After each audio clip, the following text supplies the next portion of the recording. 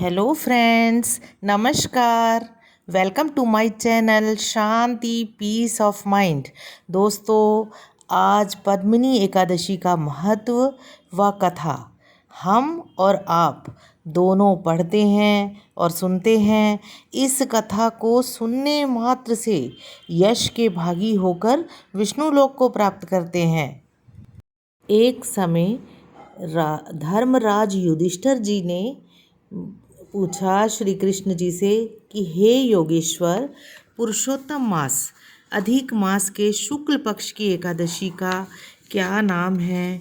उसकी विधि तथा महत्व हमें बताइए। आप कृपा करके विस्तार पूर्वक मुझसे कहिए।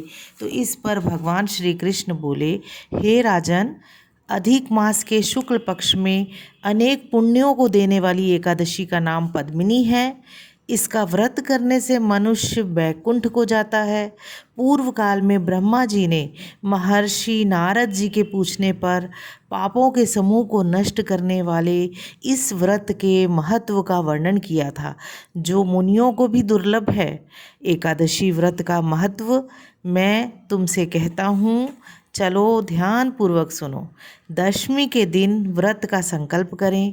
उस दिन कांसे के पात्र में भोजन ना करें तथा उड़द, मांस, मसूर, चना, कोदो, शाक, मधु और पराया अन्न, यह सभी खाद्यान्न वर्जित है। जौ और चावल आदि का भोजन करें तथा नमक नहीं खाना है। इस रात्रि को भूमि में शयन करें तथा ब्रह्मचर्य से रहें।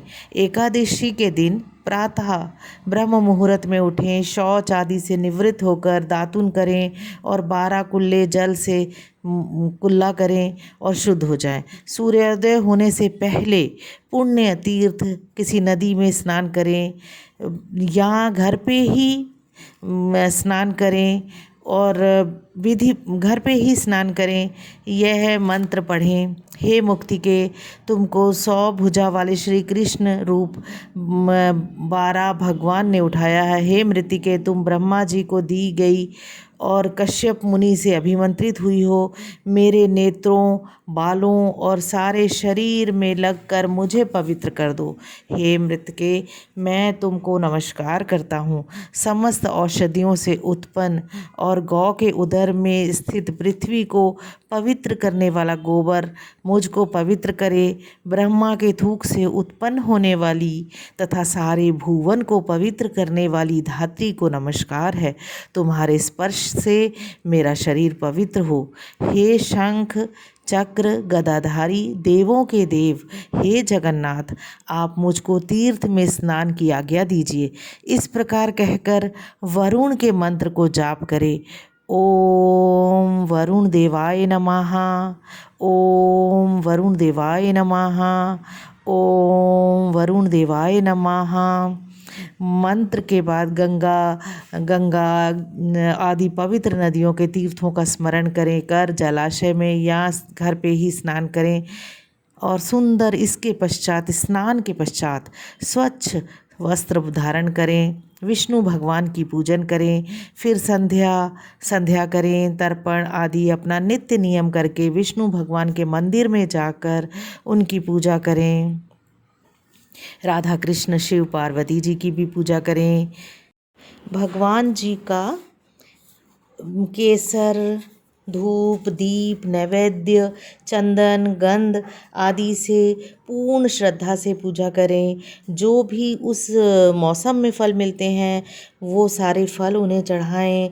और इस दिन रात्रि के समय जागरण भी है। नृत्य गान भगवान के समक्ष करें। झूठ ना बोलें, गुरु की निंदा ना करें। इस दिन पुराण आदि की कथा सुननी चाहिए। इस एकादशी को निर्जल भी रहा जा सकता है। यदि ना रहा जाए तो केवल जलपान और फलाहार करें और रात्रि को फिर भगवान का भजन कीर्तन करके जागरण करें।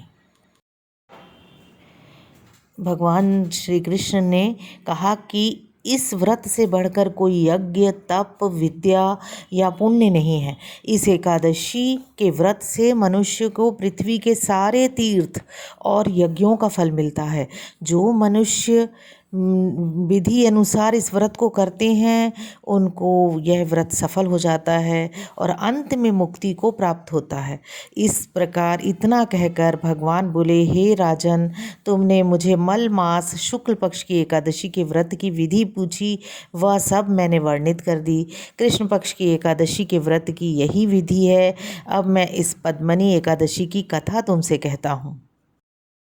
लंकापति रावण जब दिग्विजय करने निकला तो वह कार्तवीर्य सहस्त्रार्जुन से पराजित हो गया। इस प्रकार बहुत दिनों तक वह उसके कारागार में बंदी रहा। अंत में अगस्त्य मुनि की अनुकंपा से बंधन मुक्त हुआ।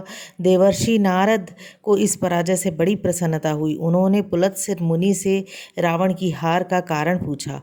मुनि ने बताया कि कार्तवीर्य अर्जुन को पराजित करने की शक्ति विष्णु के सिवा और किसी अन्य को नहीं है, क्योंकि इनकी माता पद्मिनी तथा पिता कार्तवीर्य ने पुत्र कामना से गंधमादन पर्वत पर अनेक वर्षों तक कठोर तपस्या की थी तथा महामती अनुसुईया के कहने पर उन्होंने इस पद्मिनी एकादशी का व्रत करा और उस व्रत से प्रसन्न होकर भगवान विष्णु ने स्वयं दर्शन दिए और उन्हें अर्जुन जैसे परम वीर पुत्र दिया तथा उन्हें अजेय होने का वरदान भी दिया था। यही कारण है कि उससे रावण को भी पराजित होना पड़ा। क्षमा है।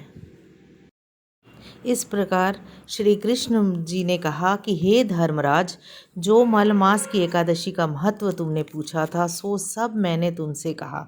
जो मनुष्य मल मास शुक्ल पक्ष की एकादशी का व्रत करते हैं तथा जो इस संपूर्ण कथा को पढ़ते या सुनते भी हैं, वे भी यश के भागी होकर विष्णु लोक को प्राप्त करते हैं। और इस दिन राधा कृष्ण एवं शिव पार्वती के पूजन का विधान है। दोस्तों, अगर अभी तक आपने मेरे चैनल को सब्सक्राइब नहीं किया है तो सब्सक्राइब कीजिए, इसे लाइक कीजिए, अपने दोस्तों में भी शेयर कीजिए। मैं बहुत अच्छी जानकारी आपके पास लेकर आती रहूँगी।